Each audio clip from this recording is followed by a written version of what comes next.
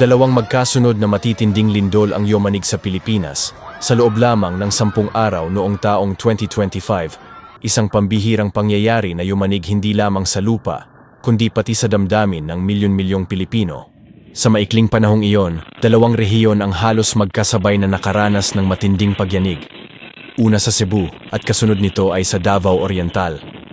Ang mga lindol na ito ay nagdulot ng takot, pagkawasak ng mga gusali, at pagkasira ng kabuhayan ng maraming mamamayan. Habang umaalingaw-ngaw ang mga sirena at dasal ng mga tao, muling nasubok ang katatagan ng bansa sa harap ng kalamidad. Sa bawat segundo ng pagyanig, may mga pamilya ang nagyakapan, may mga batang umiiyak, at may mga bayaning tumulong kahit delikado. Ang dalawang trahedyang ito ay nagsilbing paalala kung gaano kahalaga ang pagiging handa, at kung gaano kabilis magbago ang lahat sa isang iglap. Una ay ang magnitude 6.9 na lindol na tumama sa Cebu noong September 30, 2025.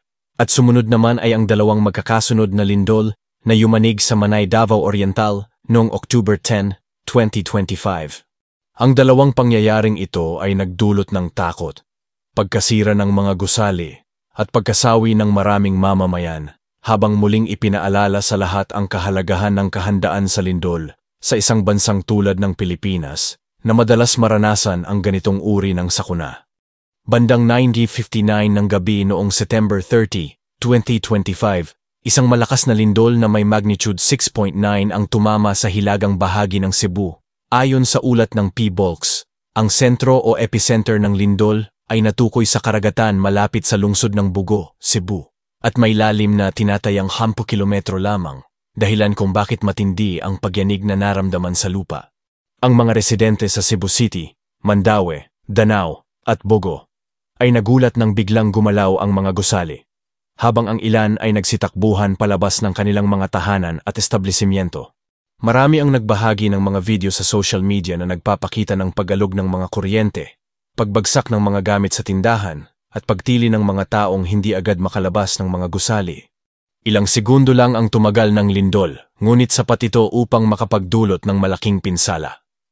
Ayon sa mga ulat, ilang lumang gusali at bahay sa hilagang bahagi ng probinsya ang nagkaroon ng bitak o gumuho. Sa ilang bayan, nawalan ng kuryente at komunikasyon dahil sa pinsala sa mga linya ng kuryente. Ang mga ospital naman ay nagpatupad ng emergency evacuation bilang pag-iingat sa posibleng aftershock.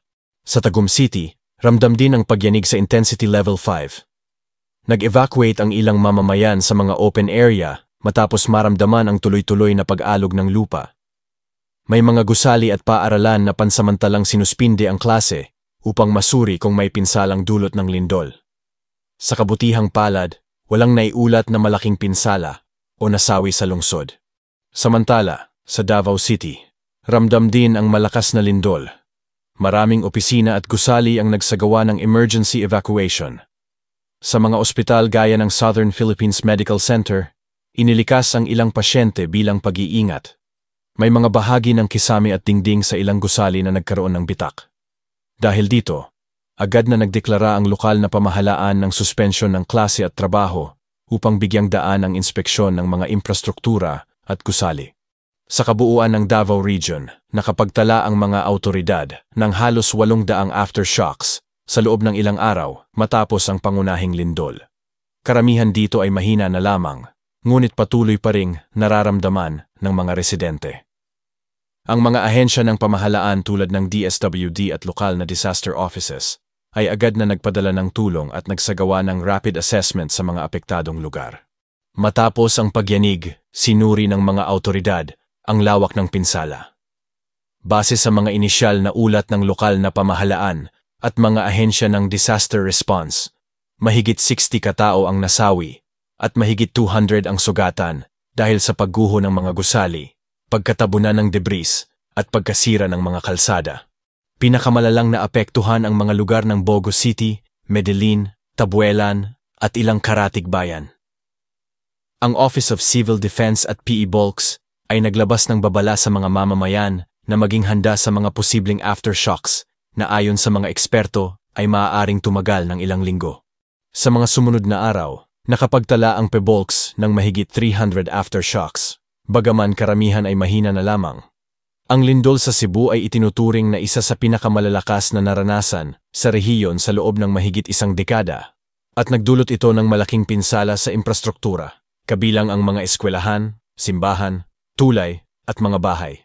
Dahil dito idineklara ng lokal na pamahalaan ng Cebu ang state of calamity upang mas mapabilis ang pagbibigay ng tulong at pondo sa mga nasalanta. Makalipas lamang ang 10 araw, isang mas malakas na lindol ang yumanig naman sa Mindanao. Bandang 9:43 ng umaga noong Oktubre 10, 2025, isang magnitude 7.4 na lindol ang tumama sa karagatan sa silangan ng bayan ng Manay, Davao Oriental. Ayon sa PHIVOLCS, ang lindol ay may lalim na humigit kumulang 23 kilometro at nagmula sa paggalaw ng Philippine Trench, isa sa mga pinakaaktibong fault line sa bansa. Dahil sa lakas nito, agad na naglabas ang PHIVOLCS ng tsunami warning para sa mga baybaying lugar ng Davao Oriental, Surigao del Sur at Davao de Oro. Maraming residente ang agad na lumikas patungo sa mas mataas na lugar matapos marinig ang mga sirena ng babala. Sa mga coastal barangay, makikita ang mga pamilya na nagdadala ng ilang gamit habang umaakyat sa mga burol upang makaiwas sa posibleng pagtaas ng tubig. Ilang minuto matapos ang lindol, nakapagtalangan ng bahagyang pagtaas ng antas ng tubig sa ilang bahagi ng baybayin, ngunit walang malaking alon na tumama. Sa mga bayan ng Manay at Baganga, naramdaman ang matinding pagyanig. Maraming pader ang nagbitak, ilang kalsada ang nasira, at ilang gusali ang bahagyang gumuho. Ang mga klase at trabaho ay agad na sinuspinde, at ang mga lokal na pamahalaan ay nagpatupad ng preemptive evacuation sa mga apektadong lugar. Ngunit matapos lamang ang 3 oras, bandang tanghali, isang panibagong lindol na may magnitude 6.8 ang muling tumama sa parehong rehiyon. Ayon sa mga eksperto, ito ay isang doublet earthquake. Ibig sabihin, 2 magkaibang lindol na magkasunod at may kanya-kanyang pinagmulan, ngunit magkalapit sa lokasyon at oras. Ang pangalawang lindol ay nagdulot ng mas matinding takot dahil marami na ang nasa labas ng kanilang mga tahanan at nasa evacuation areas. Marami ang napaupo o napatakbo dahil sa lakas ng pagyanig na sinundan ng ilang maliliit na aftershock. Batay sa pinakahuling ulat ng mga awtoridad, 7 katao ang kumpirmadong nawalan ng buhay sa Davao Oriental at mga karatig probinsya. Karamihan ay nawalan ng buhay dahil sa pagguho ng lupa, pagbagsak ng debris, at atake sa puso dulot ng sobrang takot. Higit 200 katao naman ang iniulat na nasugatan. Mahigit 1,500 na bahay ang nasira at tinatayang halagang 500 milyong piso ang kabuuang pinsala sa infrastruktura. Ang mga lungsod ng Mate at Baganga ay ilan sa mga pinakaapektado. Ang ilang ospital ay napilitang ilipat sa labas ang mga pasyente, habang ang mga linya ng kuryente at komunikasyon ay pansamantalang naputol. Ipinadala ng Philippine Coast Guard at Office of Civil Defense ang mga team upang maghatid ng relief goods at magsagawa ng inspection sa mga coastal areas. Ayon sa mga seismologists, magkaibang fault systems ang pinagmulan ng 2 malalakas na lindol sa Cebu at Manay. Ang lindol sa Cebu ay resulta ng paggalaw sa Central Visayas Fault System, habang ang lindol sa Manay ay galing sa Philippine Trench sa silangang bahagi ng Mindanao. Kaya, ayon sa PHIVOLCS, walang direktang koneksyon ang 2 kaganapan, bagamat parehong naganap sa loob ng maikling panahon.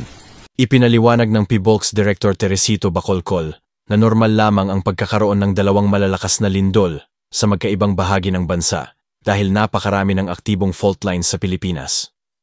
Gayunman, pinaalalahanan ng ahensya ang publiko na palaging maging handa, lalo na sa mga lugar na malapit sa mga aktibong fault. Matapos ang magkakasunod na sakuna, naglunsad ang mga lokal na pamahalaan ng earthquake drills at information campaigns upang turuan ang mga mamamayan kung ano ang dapat gawin bago, habang, at pagkatapos ng lindol. Maraming paaralan at opisina ang nagpatupad din ng inspeksyon sa kanilang mga gusali upang tiyakin na ligtas ang mga istruktura. Ang magkahiwalay na lindol sa Cebu at Manay, Davao Oriental noong 2025 ay nagsilbing paalala sa lahat ng Pilipino na ang bansa ay patuloy na nakaharap sa panganib ng mga natural na kalamidad. Sa kabila ng pinsala at pagkawala ng buhay, muling nakita ang bayanihan at katatagan ng mga mamamayan. Habang nagpapatuloy ang mga aftershock at ang rehabilitasyon sa mga apektadong lugar, nananatiling malinaw ang mensahe. Ang kahandaan, disiplina, at pagkakaisa ng bawat Pilipino ang pinakamabisang sandata laban sa mga sakunang hindi natin kayang pigilan. At dito nagtatapos ang ating video. Maraming salamat sa panonood. Huwag kalimutan mag-like at share sa channel na ito para sa susunod nating video. Maraming salamat mga kababayan.